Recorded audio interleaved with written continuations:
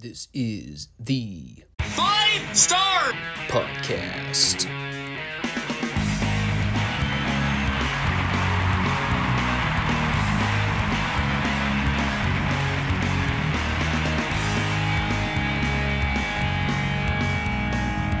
Let me talk to you.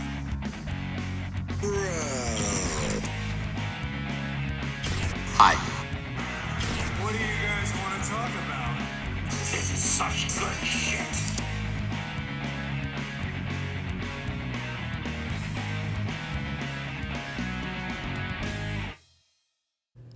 Thanks, guys. Back to you.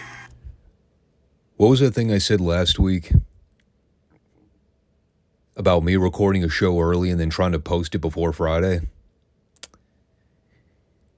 Yeah, disregard that comment. That's why I don't make promises. I did the recording part fine. And then the rest of the weekend happened. I think I still got it uploaded by Friday. It was just later in the afternoon. I don't know when this one's going up. My goal was to record the audio and then do all the post-production late Friday. But on the track I'm headed right now, it might bleed well into Saturday. We'll see, though. I've been known to pull off miracles a time or two. Hopefully everyone's hanging in there. It is, it is not Friday at the moment I'm recording this. When you see it, it'll probably be Friday. It is the Five Starr Wrestling Report. New and returning viewers, welcome aboard. We are on YouTube and Rumble every Monday and Friday for new shows and new podcasts. The wonderful Friday edition that covers all the territory footage, which is on today's agenda. Just chugging along in the classic archives as we've been doing. Been going through these NWA shows. 3 years. Hard to imagine it's been that long, because it really doesn't seem that way. But we've done the entire 86 and 87 library. Tail end of 85 right around November. And then we're almost midway through 88. And we've seen a lot. Been a lot of ups and downs with the Crockett shows. And we are unfortunately venturing into the downhill slide period. In about 6 months, the landscape will be entirely different. Before we get into things with Crockett this week, at the Leon County Civic Center, I do have to mention one thing about that cake angle the other week with the Midnight Express. A phrase that I am kicking myself for now mentioning, but totally neglected to mention it last time. It was the best David Crockett line I think I've ever heard, as he referred to his father Jim as Cornette's, and I quote, bosom buddy. Bosom buddy. In 1988.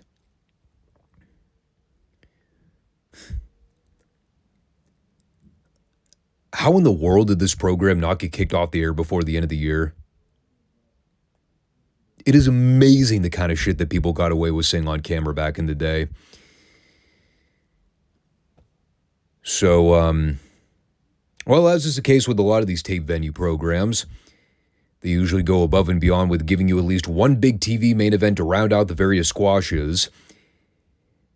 This week, we had 3. I was like, holy cow. And they're giving us basically a free pay-per-view here. They really wanted to hook in people from the beginning. I guess they were noticing a dip in the viewership a little bit around this period and said, we need to hotshot some shit. Let's book Dusty in a Boro match. That'll put butts in the seats. It's probably like the 3rd time we've seen Dusty actually wrestle on the Saturday syndicated shows in the last 2, almost 3 years. Before we get into all the action, we open up with Nikita Koloff doing an interview. And Well, you know how I've been saying that Nikita is looking more and more like just an average guy these days? He's got hair. He's lost the majority of his muscle mass. Now he is coming out in oversized collar dress shirts and jeans. He looked like a fan that just wandered over the guardrail. He had his back turned to the camera before JR asked him the first question. Had Jim not openly said, "Here's Nikita Koloff," I would have never guessed it was him. He just looked so plain and generic, dude. But anyway, he took a minute to address a handful of names here. First, he brought up Gary Hart, and as I wrote down, this is exactly how Nikita pronounced his name. Apelen. I believe he meant Al Perez. And after he got done cutting the promo on Gary Hart and Perez, talking about how Perez is a great in-ring technician. He has great ability. I laughed. Well, then he called out Barry Windham. Said he may have the Four Horsemen backing him, but Nikita's got a handful of good guys to watch his back, and they'll make sure that Barry regrets the day he decided to join the Horsemen. And then he walked off to go back to his cubicle, I presume. Then we had the Fantastics versus Robbie Allman and Jerry Price. And because we were at a real venue here and not the Atlanta studios, anytime the Fantastics breathed during this segment, the people went ballistic. They did not go ballistic watching Robbie Allman fuck up a sidewalk slam from Tommy Rogers. Holy shit, that looked horrendous. Tried to recover as best they could. I mean, Fulton and Rogers were pros, so they tried to make up for it by shaking and thrusting their hips at the ladies. Oddly enough, it seemed to fix the problem. And they did some more stuff before Fulton shot Rogers off for a rocket launcher from... And then they did a post-celebratory babyface promo, talking about how much it meant for them to win the U.S. heavyweight tag titles. Fulton mentioned that even though they got to humiliate Corny by shoving his face into the cake, the one thing they didn't get to do was pull down his pants and smack that hiney of his with the leather belt.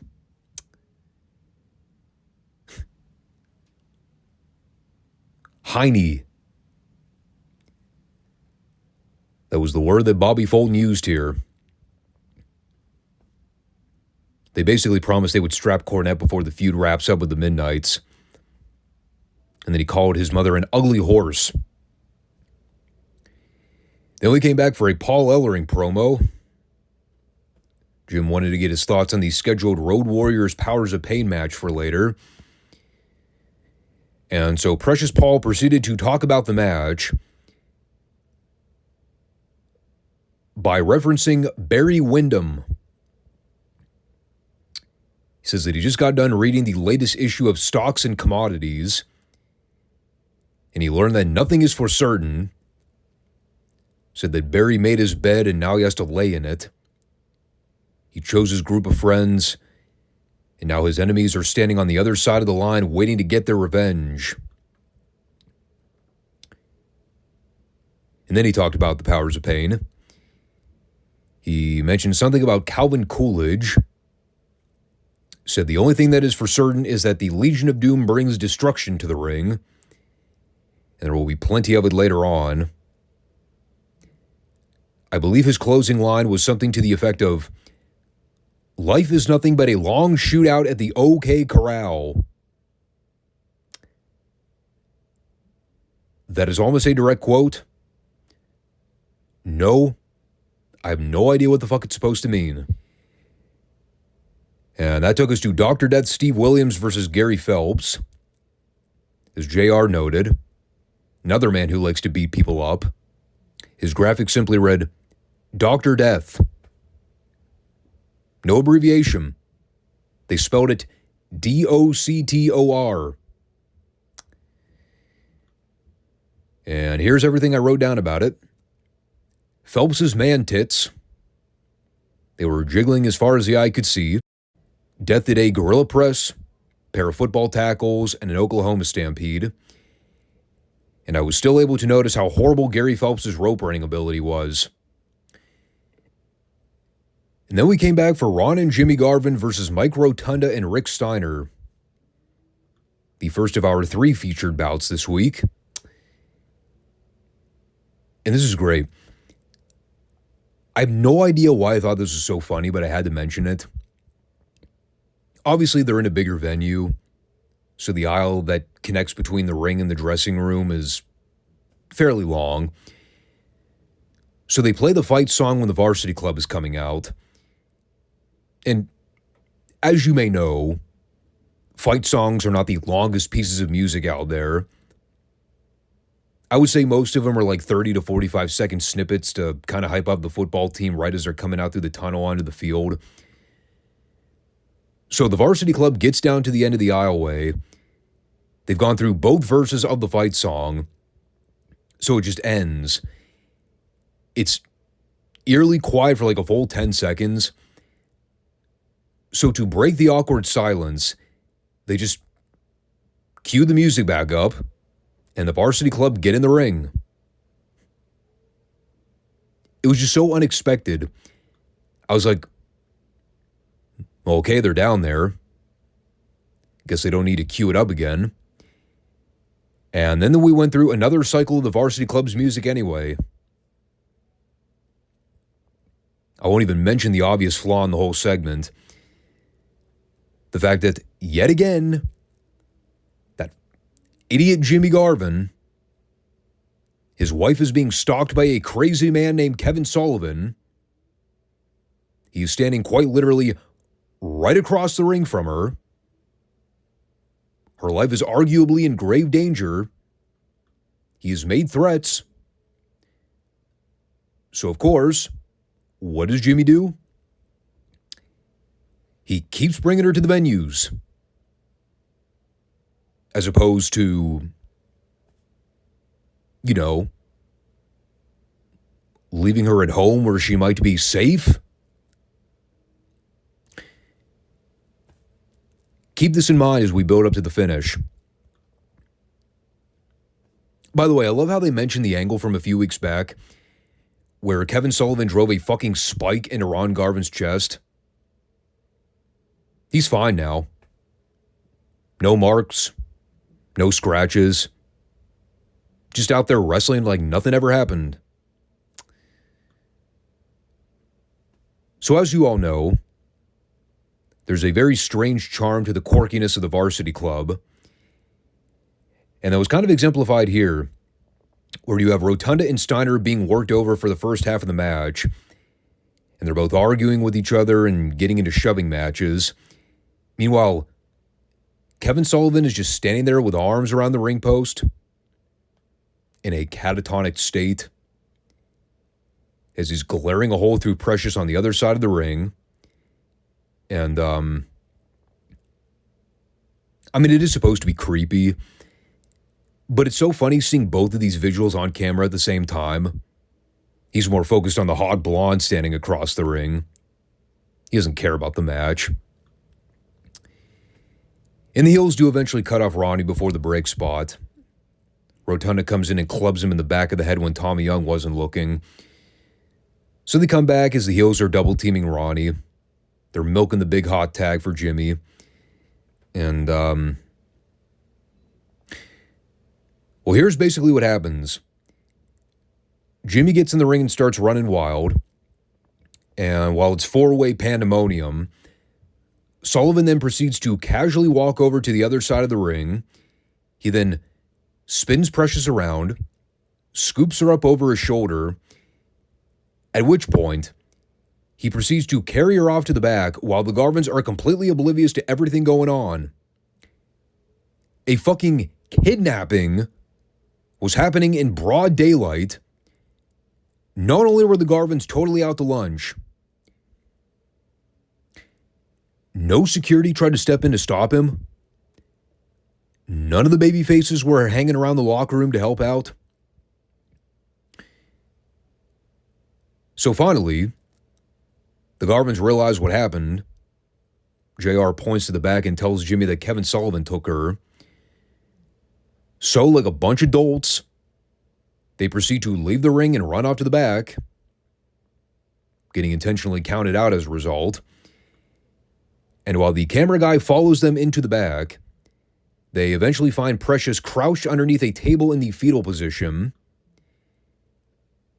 And now we are supposed to believe, apparently, that Sullivan put a spell on her as she's now raging and screaming for the Garvins to get away from her. She's practically having a conniption underneath this table. She won't even let her husband touch her. They're confused. The announcers are confused. I'm sitting there calling bullshit the entire time. I'm not joking. That is the storyline. Kevin Sullivan kidnapped Precious during this match so he could take her into the back, hide her in a dark room, disappear into the ether, never to be seen again. And he apparently casted a spell on Precious to where she was so disoriented, she freaked out whenever Jimmy and Ronnie tried to save her.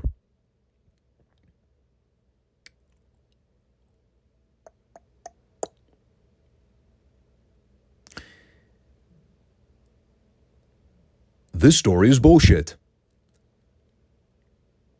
Bullshit, I repeat.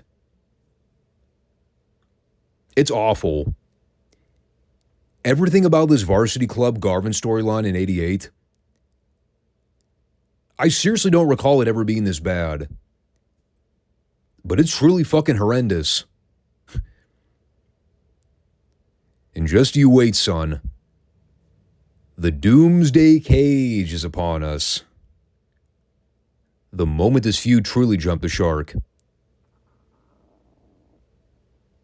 So anyway, then we pitch back to the announcers where they immediately move on with the show like everything's fine.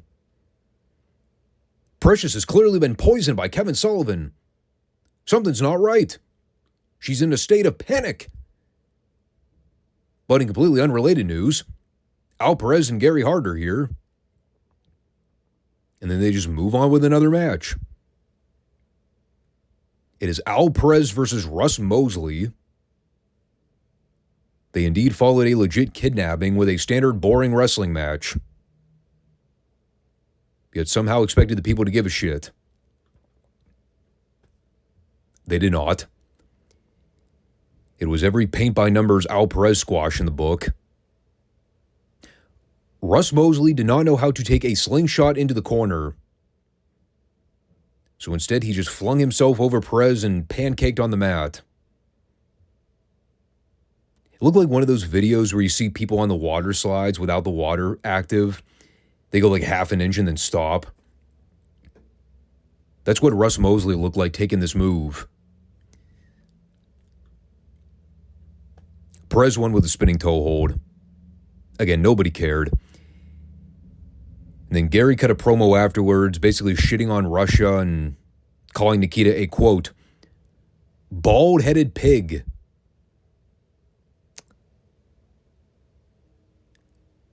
Apparently, Gary has not been watching the shows, and or he has not seen any Nikita Koloff footage since March of '88. He has hair now, Gary.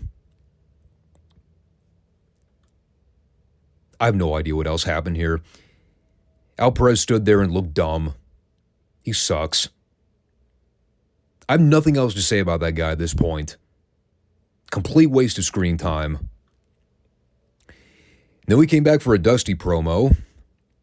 He did a super pro Tallahassee monologue, talking about the diverse white culture going on in Florida. He put over Christians, the hot suburban women, and rednecks.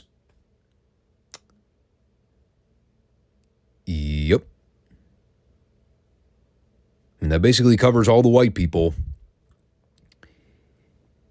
Then he called out Barry Windham. Said he's going to have to deal with all the previous babyface colleagues that he betrayed, including Dusty. Then he told the Horsemen to deliver a message to Tully, saying that Dusty's also coming for his hiney, seeking revenge on everything that happened when he slapped Magnum TA and cost Dusty weeks of pay for his suspension. I've already forgotten about that. And yes, that is now the second wrestler in a 2-hour window to use the word hiney. I almost just kind of prefer they use the word ass. It's less cringe. And he said a couple other things here. I mean, his voice cracked like 100 times, so it's kind of funny. Then we had Sting beating Larry Davis with a scorpion in about a minute. Nothing else to add beyond that. And then, as God is my witness, I'm not making this up in the slightest. We came back from break where Sting proceeded to do a promo suggesting that he was going to fuck the Horsemen. You think I'm kidding? That is what he said. Point blank. He told Barry that he's done Flair, he's done Tully, and he's done Arn. And the next guy on his bucket list, he's going to do Barry. Wow. I did not know Sting was so horny. He also used the phrase chill pill again, saying that maybe Barry needs to stand on his head and get a little blood flowing upstairs so he can snap out of it. I think that's the opposite of what Barry Windham needs to do, Sting. I think Barry is perfectly fine being an asshole. I do not believe he needs to stand on his head to let any blood flow to the brain. Not a good idea. So, coming out of that dynamic promo of the decade, we had Ricky Santana versus Mike Jackson, where I proceeded to write down one sentence, and I will read it back as follows. Santana wins with the Superfly Splash in a match that I believe lasted about as long as the Anglo-French War. I'm half kidding. This match would not end. It went on and on and on. I got up and went to the bathroom about halfway through it. I came back. They were still doing shit for like another 5 minutes. I'm like, how long is this fucking match? Seriously. It's Ricky Santana. Nobody needs to watch this asshat wrestle for 20 minutes. Move on.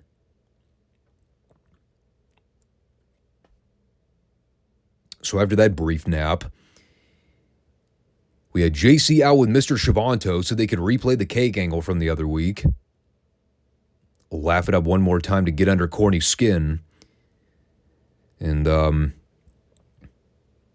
this is also tremendous. They're obviously not at the studio, so they don't have a backdrop or a green screen for the boys to do their promos. Everything's conducted at ringside, which also means that there are fans in the background. So you get Corny doing this raging heat promo, talking about how the Fantastics are garbage, their title win's a fluke, and the fans are all idiots for supporting them. And all the while, Corny's out there trying to be a heel. In the background, you just see all these fans waving at the camera and smiling. They're so happy to be on TV. Never mind the fact that there's a manager calling them mouth-breathing serpents. Nah, man, they're just glad to be part of the show. Waving for Mom back home. Look, Mom, this guy called me an asshole. Ain't pro wrestling great?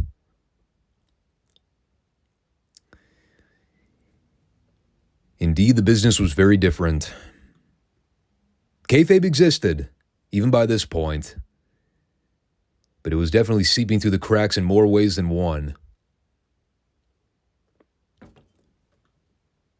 Speaking of seeping through the cracks, Ric Flair, he had a promo. And, well, here was the outline of his verbiage. He said that people keep asking why Barry Windham joined the Horsemen. People still want to know the reason. Well, the reason is quite simple. The Horsemen are winners. They're champions. Everybody else sucks. And Barry wanted to be part of the elite. By the way, I think they casually cited offhand that they're all champions now. They just held that tournament to crown the new U.S. champion. Whatever city they were in, I can't even remember. I think that was the first time they even mentioned that Barry was the new champion. Kind of seems like something they should have probably talked about at the beginning of the program, but who knows? Maybe they mentioned it and I didn't remember. And then Flair talked about Space Mountain and all the usual stereotypes. Nothing about training bras. Thank God. I think we've evolved past that stage of horrible Ric Flair one-liners. So that led to Arn's match. The graphic read Arn and Tully versus Ryan Wagner and Steve Atkinson. It was not, in fact, a tag match. It was just Arn versus Ryan Wagner and or Steve Atkinson. I have no clue which one it was. Whether it was Wagner or Atkinson, he was destroyed. Beat him up and won with the Gourd Buster. Typical day at the office for AA. And then we got the rest of the Horsemen at ringside for a promo. JJ's talking about the fact that for the better part of the last 3 years, everybody's been making the claims that the Horsemen would go down in defeat. Yet here they stand. They got all the gold, still at the top of the mountain, still waiting for someone to push them off. And then Tully chimed in for a not-so-great promo. I don't know what happened here. He was really bumbling over himself. Had a hard time getting the words out. Basically said that Barry wants to see his name in the bright lights, alongside Flair, Tully, and Arn. That is why Barry is a Horseman now. He wanted to stand out from the pack and seek the admiration he deserves. And the Horseman will make sure he gets that admiration. And then Arn wrapped it up by telling Dusty that if he truly believes in the American dream, he will let Barry out from under his shadow and let him prosper as the main event star he truly is. You know, that's actually a very fatherly thing to say. Dusty, let this man out on his own. Let him out from under your wings. Let him be the megastar he is. It's really not a horrible thing to say. I think Dusty could relate. It's like Arn's the uncle in the family, trying to get his brother to see things for how they are. Grab him by the shoulder and say, "You gotta let your son be a man. Let him flourish." Yeah, see, AA gets it. He knows what's best for Barry Windham. It's Dusty that's the problem. He won't let Barry out from under his shadow. That egotistical jackass. Speaking of the man, Barry was up next against Keith Steinborn. He won with a lariat in about 30 seconds. No wasted motion this week. And then he proceeded to, in my opinion, cut the single best promo of his entire career. You know how I've been saying that Barry's babyface promos were a complete ass a lot of the time? How much better he was as a villain? Especially when it came to promo delivery. Case in point, this was so awesome. He said that all the baby faces in the locker room are jealous. Barry's going to pick them off one by one. From the day he came out of the womb, he never had to train a day in his life. He was born big. He was always a natural in the ring. And it eats away at all the other punks. He stood in the shadows because he was a nice guy. And now he's done being a nice guy. He's going to do things his way by beating ass and winning titles. Doesn't care how he needs to do it or what needs to be done. And yeah, man, I'm sitting there listening to him talk this whole time, and I'm like, where the fuck has this Barry Windham been for the last year? It was great. He had more passion in this promo than every single match he had as a babyface throughout all of 87. This is one you show in promo class.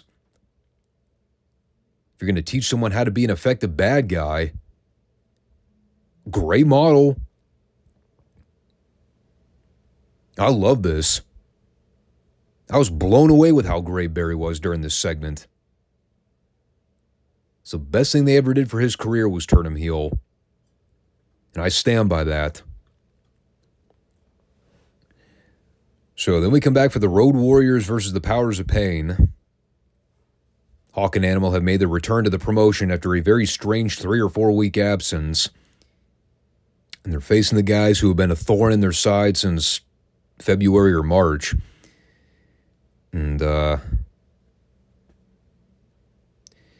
the story of the LOD-POP rivalry continues. You've got 4 giant men who are pretty much on equal playing fields physically. They've been having very steady 50-50 back and forth matches.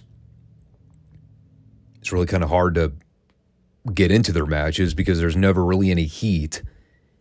You know, it's mainly just both teams doing lumbering big guy spots for a while. Occasionally the people pop whenever they see the Barbarian or the Warlord get thrown around. It was kind of the tale of this match. It wasn't bad. There really wasn't anything that stood out about it, though. You know, the crux of the detail came at the end when Tully and Arn yanked out Animal and started beating him up. And then as Tommy Young threw out the match, the heels all ganged up on Hawk so they could pin him down underneath a folding chair. And then Barbarian gave him a big splash. And they hit him over the back with it some more until Animal ran him off. It's just... Again, man, it's so hard to buy the Legion of Doom as babyfaces in peril. It never worked. You know, for the last 2 years, the fans have seen them barrel through everybody on the roster, no-sell everything in the book. You know, now they're just kind of treating them like every other babyface tag team. They don't stand out. They're the Fantastics with more muscle. You know what I mean? I don't like it. I was never a fan of the 1988 version of how the Legion of Doom were being pushed. They're just kind of made to be another tag team. They've lost a lot of the mystique that made them stand out as those ass-kicking machines a couple years ago. Like, the 86 version is far superior to where we are now in 88. It's not even close.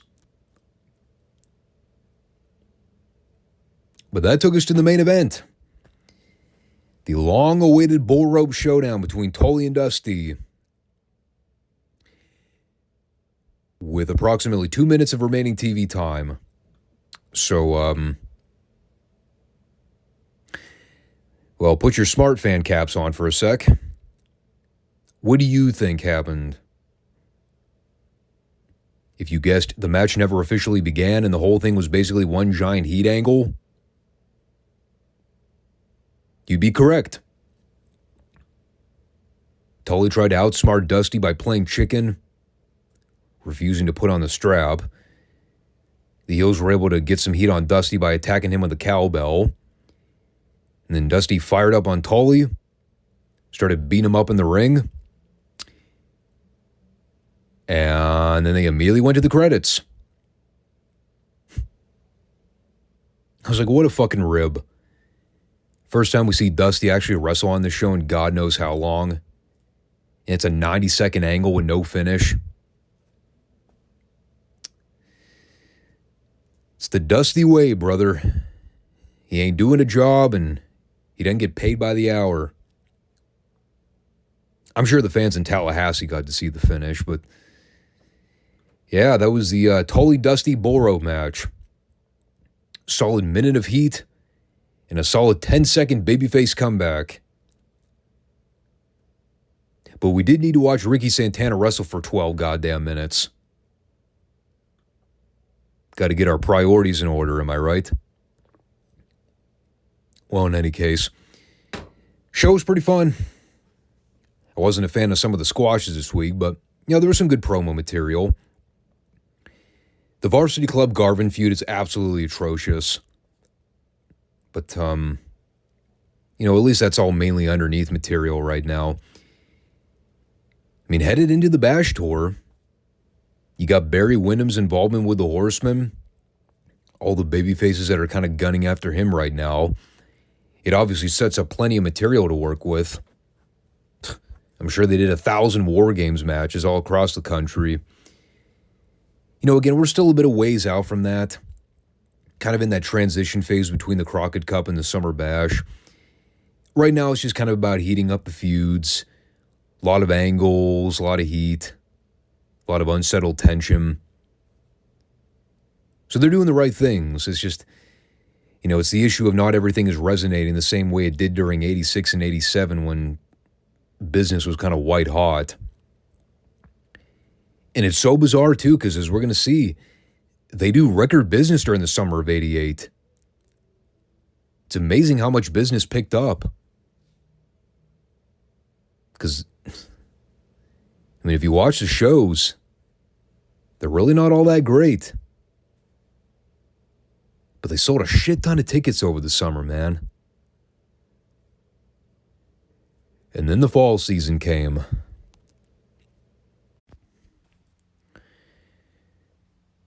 So Mid-South really honed in on the Hacksaw Duggan Rat Pack feud this week.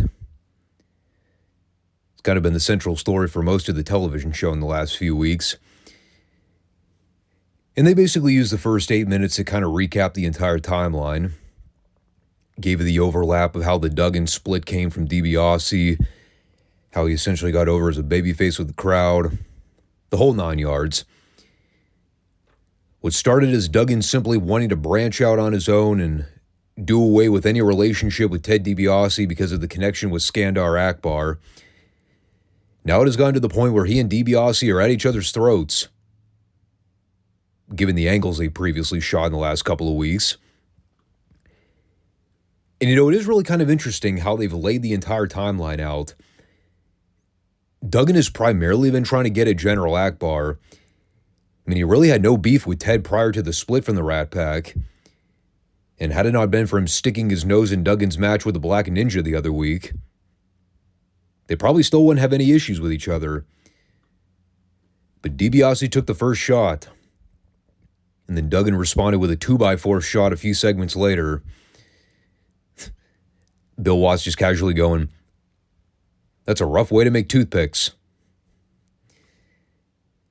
And now it all ties in with this week. Since the Duggan Black Ninja match never really got underway, they've now scheduled another match to go on between the two. But this time they will have lumberjacks around the ring to prevent anybody from entering or exiting. Hey, imagine that. A gimmick match that actually makes sense and has story implication. Speaking of story follow-up, one thing Watts and Pierce talked about the other week was the recent incident that went down in Houston involving Chavo Guerrero and the Rat Pack. And they said they were trying to obtain footage to air this week, just to kind of cue in everybody as to what happened. So we go to the Houston footage. And you got Chavo standing across the ring from King Kong Bundy, Mr. Olympia, and Ted DiBiase. And remember, there was a whole thing where there was a simulated phone call that went out to the Houston area. Somebody posed as Grand Marcus, saying that he wasn't going to make the event due to travel issues. And as it turns out, the Rat Pack hired somebody to pretend they were Grand Marcus when he wasn't even booked for the show to begin with. And it was a ruse to get Chavo trapped in the ring by himself and nobody there to watch his back. So as Boyd Pierce tried to rally up the fans to choose who was going to face Chavo, DiBiase basically answered the fans for him by going, "I'm the leader of the Rat Pack. Last time Chavo stood across the ring from them, he embarrassed Ted's good friend Hacksaw Duggan," which was an awesome dirtbag line. So naturally, the fans chose Ted as the opponent. And the match never officially started, as Chavo went directly after both members of the Rat Pack. Bundy just kind of took a powder and left. He's like, "Well, I got paid. I'll just let these guys deal with their own problems." So the heels lay out Chavo with a series of stuffed pile drivers. They busted him open pretty badly. Just left the poor guy a mangled, broken mess. I did laugh at one moment during the angle. Boyd Pierce getting on the house mic and going, "Now's a good time to remind the fans, no throwing trash in the ring." Public service announcement in the middle of this tragic beatdown. So yeah, that was the big angle they advertised. Can't really say it was heavy. Just kind of your average run-of-the-mill heat angle. Considering the build-up, I was expecting like stretcher jobs. I don't know. The jaws of life, perhaps. No, they just kind of beat up an underneath babyface and left him laying. Really nothing out of the ordinary. And that segued into DiBiase, Olympia versus Jerry Caldwell and Art Cruz. Simple little squash to put over the Rat Pack. It is kind of amazing how quickly they've shoehorned Matt Bourne under the bus. Now that they got Mr. Olympia as the newest heel member of the group. I mean, they mentioned him like twice since the angle with Duggan on TV a month or so back. Now it's like he never existed. He's been completely memory holed. Matt Bourne? Who's that guy? Never heard of him. He must be a clown. See what I did there? Honestly, there wasn't much to write down here. Heels dominated the bulk of the action. They gave Cruz a little comeback at the end before Olympia cut him off. Then DiBiase gave Caldwell a power slam for the 3 count, right as Olympia drop-kicked Cruz out of the ring. They do work really well as a team, though. DiBiase and Olympia. I don't want to understate that. They had natural chemistry together. Everything they did always looked so fluid. So with that, we pretty much went directly into the lumberjack match.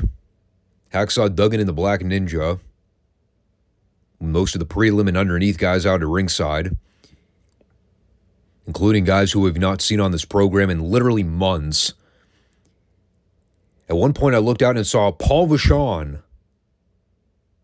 I was like, where the fuck has that guy been? I think he's had like one TV match in Mid-South and we never saw him again.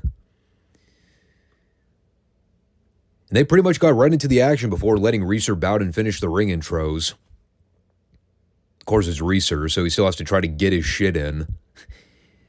Duggan's in there beating up the ninja and tackling him to the ground. There's Reeser, just standing there like an idiot trying to do the ring intros.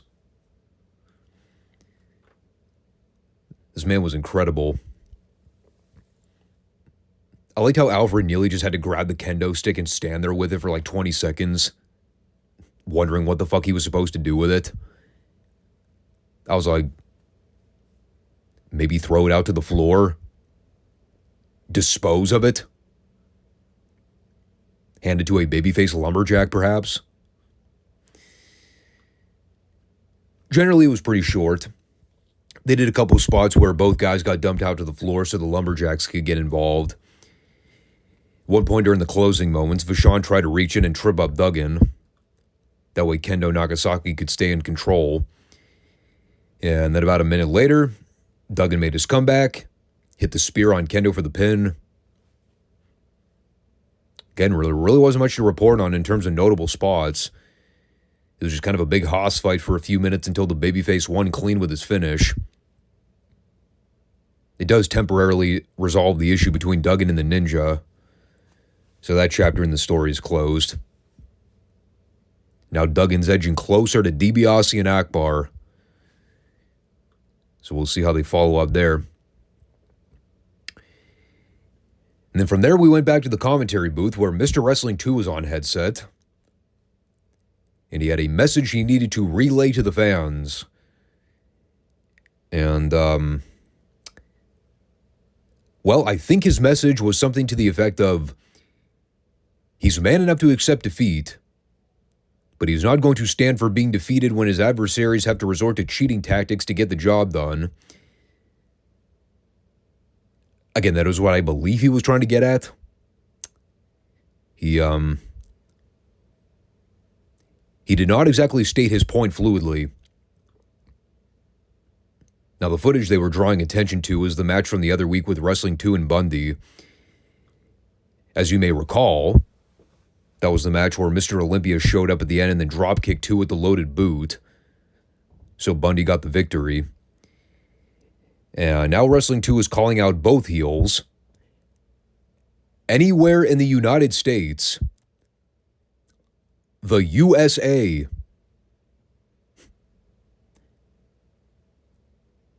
that was almost a direct quote.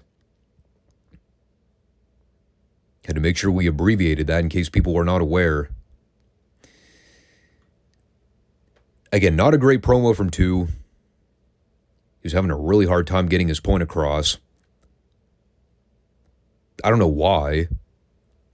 All he had to say was, Bundy, Olympia, you caught me off guard once, and it ain't going to happen again. I dare you to try to pull a fast one the next time around. I want to challenge both of you to a match. Anytime, any place, if you got the guts.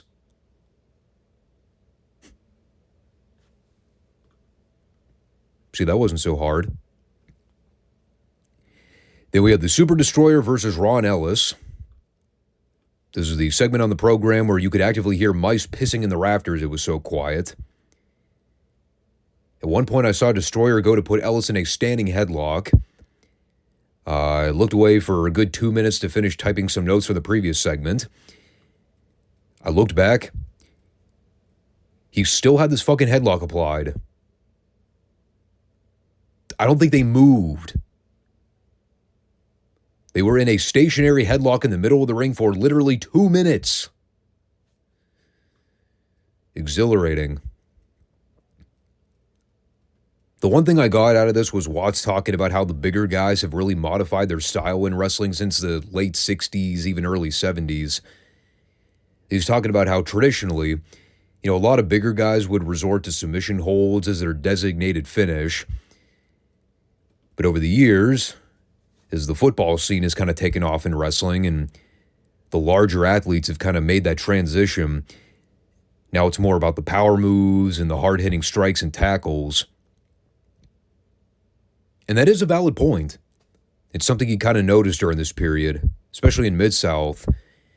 Guys like Duggan, guys like Dr. Death, they've got great athletic ability for bigger men, but they use so many of those amateur skills to try to apply to the ring where they can. I would not call them submission specialists. It is kind of cool when you hear Watts mention stuff like that on commentary. It goes to show how much he paid attention to the way the business evolved and how the ring style changed drastically in the last 10 years. Nowadays, it's people like me sitting here and complaining that all we see are endless tumbling routines and synchronized parkour. I never said change can be for the better. 95% of the time, it is not. Oh, yeah, and Destroyer won with a superplex. Should probably point that out, just for clarity's sake. And that took us to Paul Vachon versus Tony Torres. This was obviously post-prime Paul Vachon we were looking at here in 1983. He was a big name in Canada. He wrestled in the AWA alongside his brother Mad Dog Vachon. I believe they were former tag team champions. Watts was trying to get over the story that he sort of abruptly showed up in Mid-South with no explanation, trying to tie up connections with General Akbar, saying he might have something to do with bringing him in. You know, he was actually kind of timely in the news a couple months ago. I think he passed away as recently as, was it January or February of this year? And he was like, what, mid-80s? God, he looked old here. I mean, he had to have been in his early 50s, even by this stage. Physically, he couldn't do a whole lot. He still worked like a classic heel. Some of my favorite moments were him grabbing at Torres with illegal gouging and punches. When Alfred Neely went over to confront him about it, Vachon acts all innocently. And then right as Neely turns his back, you see Vachon giggling to himself and covering up his mouth. It was like the perfect nod and wink at the camera without being explicitly phony. I really don't remember a whole lot about Paul Vachon's Mid-South run. It's got to be ridiculously short. Like, I'm pretty sure that guy's retired from the business by the end of the year.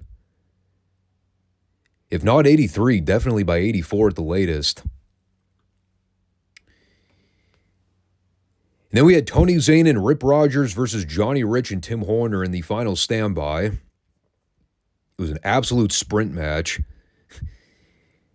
These guys said, if there's ever a time to get our shit in, this is the moment, baby. It also led to a lot of choppy spots and funny moments. I liked watching as Horner fucked up a head scissors on Rogers, and it was so bad, Rogers could not even pretend to sell it like he got hurt. Horner outright missed. He tried to wrap his legs around his neck and failed. Epically. They did try to settle it down a little bit. I believe it is our first look at Johnny Rich in Mid-South, too. I mean, we've seen a handful of new names pop up here in just the last month or two. I mean, they only had about 5 minutes to work with, so naturally the time expired before they could get to a finish. Bill Watts, though, always the professional. Even when he's covering a bunch of green guys doing basic stuff, still puts over the credentials, talks about how they're all striving to be big names in the sport. They definitely weren't the junkyard dog in terms of drawing ability. But you know, they were recognizable names in their own right. I guess everybody except Tony Zane. But hey, they're trying.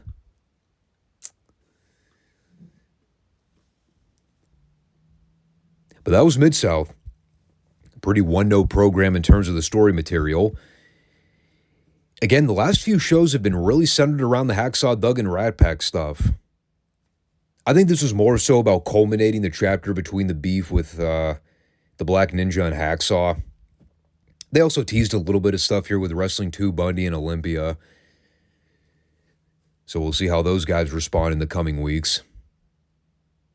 But yeah, pretty simple program. Not great, not bad, just kind of a middle-of-the-road Mid-South show this week. So it's Texas Stadium Part 2. Last week we saw half of the 12-man tag team turmoil, I guess you could call it. And last we left, the heels were up 2 falls to 1 over the babyfaces. And well, suffice it to say, My Cliff's Notes recap to the first part of the match can pretty much be read something to the effect of many bodies, many spots, much confusion. I mean, it took me until like the last 5 minutes to even figure out the rules of how falls could even occur. It was basically a glorified free-for-all when you really get down to it. Tags just sort of sporadically occur with no rhyme or reason. And other times guys would just sort of enter and exit the ring with no tags. David Manning would try to make his mean face and wag his finger at the heels. But he would never enforce anything. Probably because there was nothing to enforce. And the same kind of rang true for this week. By that I mean more mass confusion.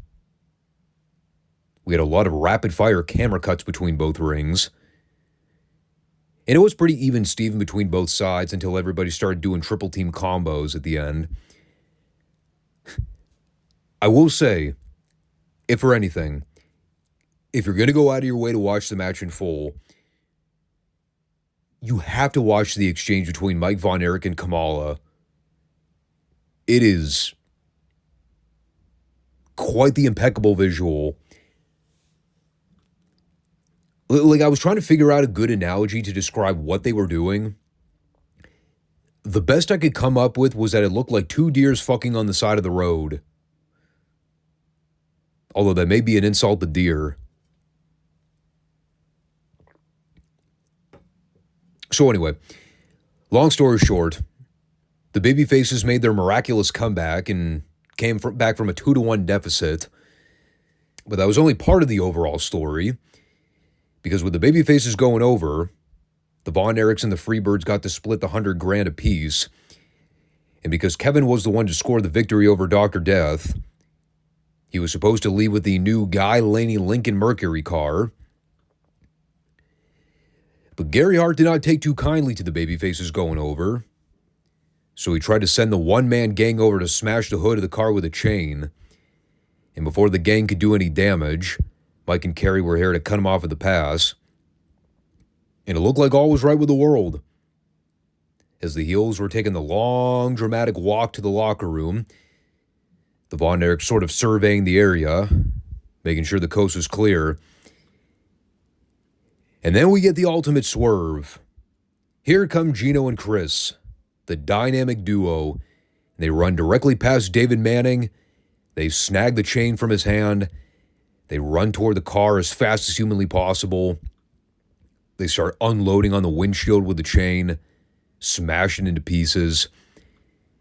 And right as they bolt off toward the heel locker room, they're giving themselves the pat on the back, the victory lap. Meanwhile, Kevin and Mike casually walk up to the car with a look of dismay.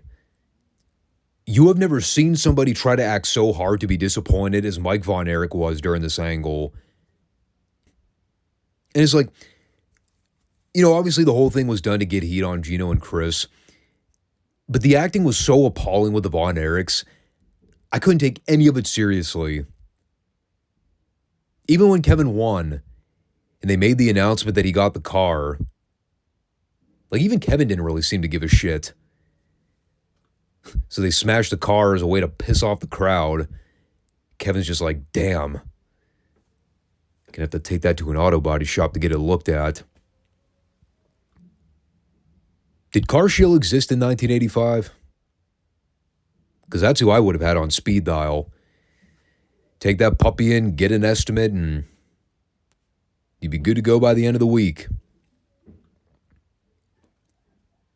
All things considered, the angle was well shot. The visual of seeing the heels run through the tunnel with a bunch of weasels, it was awesome. And they got the last laugh, even though the babyfaces won. I think it wasn't going to kill the company, having Kevin win the car and then the thing gets destroyed here as a way to generate heat by the end. I mean, it was definitely more notable than anything that happened in the match. I'll tell you that much. And then we had the special challenge match. I presume this was pre-taped prior to the 12-man tag. Because Mikey and Rip look fresh as a daisy going into this thing.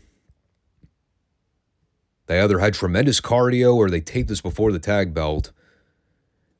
One or the other. But it is Mike Von Erich versus Rip Oliver, with Jim Cornette's totally audible shit-talking color commentary. Highly entertaining. Just listening to him call the fans hog farmers and hillbillies and mouth breathers. Meanwhile, Mark Lorenz is just kind of chiming in occasionally wherever he could get a word in. I mean, the commentary from Jim was highly more interesting than anything in the match. Even during the heat portion, when Mike was getting worked over and selling, like the subtle things like JC teasing that he was going to attack Mike with a racket. All the people were screaming and trying to direct Rick Hazard's attention to it. I mean, I think even in Jim's mind, like he knew that he needed to give the match a little something to boost the energy. Babyface in peril, Mike Von Erich. It was, how you say, not the most engaging piece of television. I mean, generally everything they did was fine. You can only idiot-proof a Mike Von Erich match so much. They kept everything relatively basic. And after Rip spent several minutes working him over, they do a sequence where Mike escapes an over-the-shoulder backbreaker. They do some back and forth off the ropes, and then Mike catches Rip with a cash shot for the 3 count, which I guess was perfectly legal in this match. Just used a gimmick right in front of God and everybody. Hazard didn't seem to care. Cornette took exception to it. But of course he's a heel, so Hazard basically told him to go eat a dick. I mean, like I said, really nothing noteworthy about it. Kind of just used it the buffer between the 12-man tag and the American Tag title match, which is what they aired as the main event for the week. And what a main event it was. The American Tag Team title showdown between the Midnights and the Fantastics, with Little John at ringside as the cough equalizer. By the end, he was effectively what we would call the neutralizer. So, well, first off, apparently they decided because they had 2 rings stationed, it was going to be a tornado tag match with all 4 guys going at it right at the same time. Because if it wasn't already enough of having one multi-man clusterfuck on this show with rapid-fire camera cuts, why not have 2? Now, to be fair, it was much easier to follow than the 12-man tag. You basically had all 4 guys trading stuff in and out of the ring. Lots of heavy action. Kind of had the bar fight feel to it, which, I mean, given the amount of times we've seen these guys touch, kind of figured this would be a satisfying blow-off. Watching the boys take the back bumps on the wooden platforms out of the ring, that did not look fun. Fucking Bobby Eaton's out there taking backdrops and face plants. God, that guy was insane. Like the spots where the Fantastics were getting hung up in between both rings, I really thought they were going to tear something or break a bone the way they landed. Like at one point, Eaton throws Fulton out of the ring, and you see Fulton just kind of land on a shoulder blade and neck right between both rings on the apron. I was convinced these guys were legitimately trying to kill each other at that point. Again, it's great action. It's everything you love seeing with a Fantastics Midnights match. And then there's the finish, which is like, I mean, no joke. It's got to be an all-time god-awful finish. It is by far one of the worst finishes I've ever seen to a Midnights match. I mean, the reputation Little John gets in world class is not one that people reflect back on with good opinions. To tell you the truth, I don't even know what the fuck was supposed to happen. That's the baffling part. Let me try to explain what happens. So David Manning takes a bump. You see Eden and Rogers wrestling in the corner while they've got Manning pinned down on the ground. I presume that was Little John's cue to get up and start getting involved. His involvement essentially stemmed from him walking up to Bobby Eden, tugging on his pants, and then kind of sort of shoving him. I think it was a nudge more than anything. And that somehow led to a spot where Dennis Condrey gets a visual pin on Bobby Fulton, even though literal seconds later, you see Tommy Rogers roll up Bobby Eaton and pin him. So there's mass confusion over who got the actual pinfall, even though it was plain as day that the Midnights won fair and square. And, well, it was a complete and utter disaster. Whatever plan they had in mind for Little John at the very end of this match, it did not go according to plan. Like the whole thing where the officials took the belts away from the heels and just passed them off to the baby faces. Like we're just supposed to sit here and pretend like the heels didn't get fucked. Made absolutely no sense. Dennis Condrey clearly pinned Bobby Fulton at the end of this match, well before Rogers pinned Eaton. You could have clocked in and out for lunch between the times both these pinfalls took place. Like Lorenz is saying that Corny smacked Fulton with a racket right before Condrey pinned him. I was like, what are you talking about, dude? I didn't see a racket shot. If it happened, I completely missed it.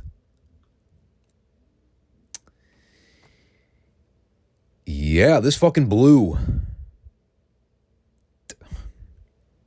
I don't even know how else to critique it. I mean, the match itself was good for what it was designed to be. But that finish, oh my God, that finish. It truly was that horrific. Everything you have ever heard about Little John or... Oh, what was the other name he ran with? Something Sam, right? It was Silo, I think. I mean, the guy was legit like 7'4", massive human being. But he also had that great colleague coordination where just the mere sight of him walking, it was enough to make you wince. You just thought both knees were going to buckle out from under him. He was barely mobile. Could barely walk a straight line. I mean, you really had to feel bad for the boys here because they were in a no-win situation. Soon as that finish got fucked up, it was all downhill. No saving it. I mean, obviously the fans didn't care because, well, the Fantastics got the belts back. Yippee skippy. But man, the way they got there, that was some grade A bullshittery. Let me tell you. But so closes another chapter in the Texas Stadium book. And we'll see if they air that Kevin Flair title match next week. I mean, that kind of is the only main card match they have yet to air. Everything else they pretty much showed. And again, I keep comparing it to last year's event. It's still the Parade of Champions. It's still Texas Stadium. But the card is so underwhelming. Even with all that star power. The two rings, I think, have made it really difficult to get into a lot of the matches. Because you get these tag bouts where it's basically no rules, anything goes. All the camera cuts are making me motion sick. God, it's like I'm watching WWE during the height of the scamdemic years. All those goddamn cinematic matches they had where it was just one camera cut after another. I don't know. I mean, I understand the event did significantly well at the box office, and the attendance was more or less comparable to what they did last year. But man, the difference between World Class in 84 versus 85. Maybe I'm the only one that sees how much the product has drastically gone down. I mean, we have been going through the entire tape library going back to 82. And it just keeps withering and withering as the years go by. And again, by 86, when that NWA working agreement goes under, that basically leaves World Class to twist in the wind for another several years with no real talent exchange deal. By that point, they're kind of relying on the same old bodies to carry the load. The growth period has already stagnated. And whatever ideas they still have, they're kind of just holding on for dear life. Hoping the attendance figures stay up and the ticket sales remain steady. And as we'll see, especially when we look at some of the later Sportatorium TV tapings, it was not exactly the case. But all that for a later date. So, we'll see how the editing process goes here, but I'm going to wrap things up now. Thanks everybody for tuning into the show. Make sure you stop back on Monday where we do some more WWF retro content. We'll probably get back into the SmackDown recaps. And they'll have retro NXT as well. So, regular Monday formula for the time being. But thanks everybody for watching. And I'll catch you guys soon. Take care. Peace out.